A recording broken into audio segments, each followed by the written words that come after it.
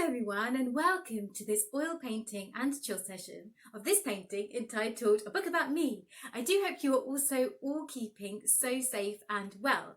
In this video I'm also going to be talking about solvents in oil painting, what they're used for and the different types. To start off with, what are solvents in oil painting? Well, solvents are really used for these main reasons. Firstly, to thin out the paint and to clean brushes. And they can also be mixed with other products to create a medium. I would identify solvents in 3 different groups. So first of all, you have turpentine, which is I think the most famous. Pretty much everyone associates turpentine with oil painting. Secondly, you have mineral spirits. So you can have mineral spirits and odorless mineral spirits. Third is some kind of plant-based solvent that is fine for the environment and non-toxic. Let's begin with turpentine. Now, why would you want to use turpentine? If you are somebody who is interested in a more traditional way of painting, you might find turpentine appeals to you. Now, of course, when it comes to turpentine, it can be absorbed through the skin, so it has had a reputation for potentially causing allergies, and it is so important that if you want to use turpentine, you have to have a fan of some kind, and B, some proper ventilation, as in like open air ventilation, windows. So for me personally, I can't use it indoors because I work in a relatively small space and I don't have an amazing fan. So I don't tend to use it in general, but I have used it in a medium before. And I have also used turpentine from the DIY store, which I do not recommend. If you are going to experiment with turpentine, I would suggest getting a small bottle to see if it is okay for you, like you don't hate the smell for a start. And you must get it from an art store, because from the DIY shops, I believe that it can contain waste, like forest waste products. So obviously it's not going to be good if you mix it in with your paint, because you're not going to be able to, it will probably contaminate the paint and cause yellowing and cracking and all sorts of things. And also the smell will probably be pretty bad.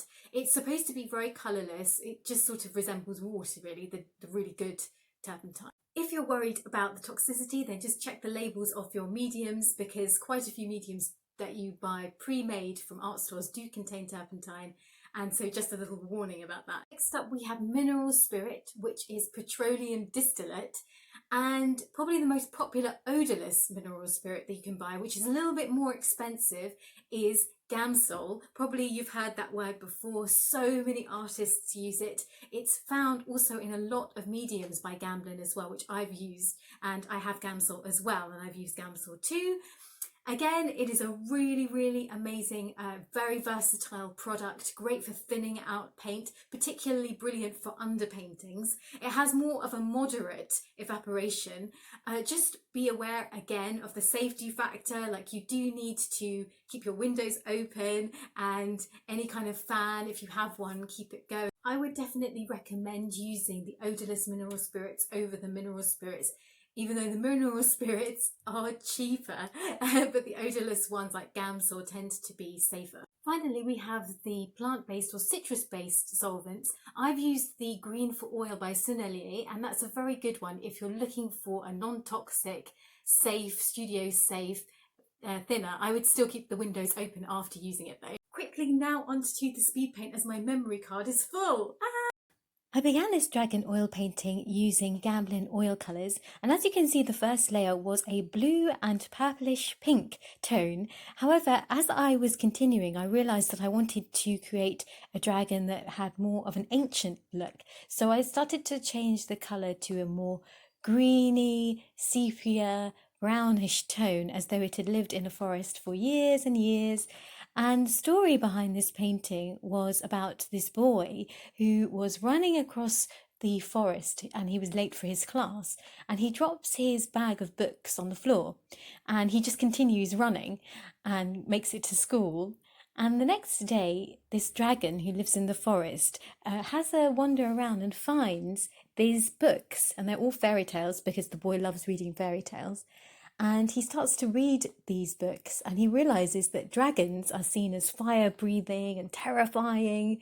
and the dragon feels completely put out because he's a very peaceful dragon. He just lives in the forest and chills out and drinks from the stream and has fun with the butterflies and the plants. And so he's like, hey, this is a misrepresentation.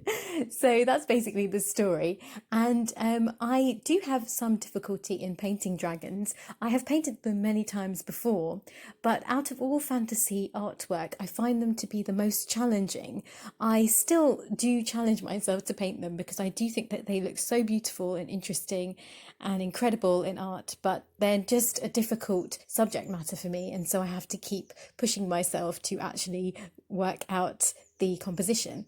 And I tended to look, when I started to paint dragons, I tended to look at reference photos that were copyright free ones, of course, reference photos that were similar to creatures that were already called dragons, like Komodo dragons, I think they're called, and they live on those islands. And actually, they don't really represent or resemble dragons in fantasy art at all, really. So I decided to move away from that because my dragons would come out really really scary looking. And I sort of started to look more at lizard type creatures or lizards themselves. And even though I do sometimes use reference pictures, I don't stick to them really. I will look just for the basic composition so that I can make sure that my painting resembles an actual animal. But apart from that, I like to stay quite far away from a reference photo as far as possible, actually. And that for me is when my imagination really comes into play and I can really start to explore my imagination. Yeah, so that's really when the art has become successful for me. And I know that a lot of people do like to stick to reference pictures and they like to create realistic and super realistic and hyper realistic art. And I think that's absolutely great. I think that's amazing. And I do admire a lot of hyper realistic and realistic artists. So I don't think that there's one right way or one wrong way at all. I don't think that. And I think that whatever makes you enjoy your art and what you are good at and what your forte is, I think that's better to stick to that area and not kind of force yourself to create a genre or be in a genre that is alien to you. And so I was working quite hard on this because in each layer I wanted to add even more contrast, and I didn't want to make it look too dark because, as you can see, the background is completely black. So it was a little bit of a worry at times that the face would sort of disappear into the night. And in terms of creating the background, I mixed quite a lot of medium with my paint because I wanted the plants to look sort of have a faded appearance. I also didn't want them to be too vibrant because it would then overtake the main subject matter, and then the focal point of the painting would not be the dragon, it would be like all the flowers and things. So I do think that that is important in my work because my paintings are not very big. I think if I created huge paintings on big canvases, I wouldn't be so concerned about that. But when my paintings are so tiny, it's more important to have like a really big central feature for the eyes to land on rather than having so much going on in the painting, because at that point, if there's too much detail and there's too much vibrancy in every single corner of the painting, your eye just gets lost and you can't work out what the painting is about. And again, there's another important feature of my art, I feel, is that for me, it's really important that people can see what the story is or what the meaning is or the expression is behind the painting. And if you can't see that, I feel like it's a bit of a failure. And where I've struggled in the past to finish a work is when it becomes too overcrowded and too confusing. And I think that it is difficult for me to juggle all those things at the same time, and I hope that I'm able to do so, but it's always a challenge. So anyway, I got there in the end. I do hope you like this painting, and as you can see, I added a little bit more pink and blue highlights onto the body of the dragon just to give it a little bit more dimension. Otherwise it was looking a bit too much like a green blob. And so I do hope you enjoy this painting and that you are having a wonderful week, and I will be back next week with some more paintings. And yeah.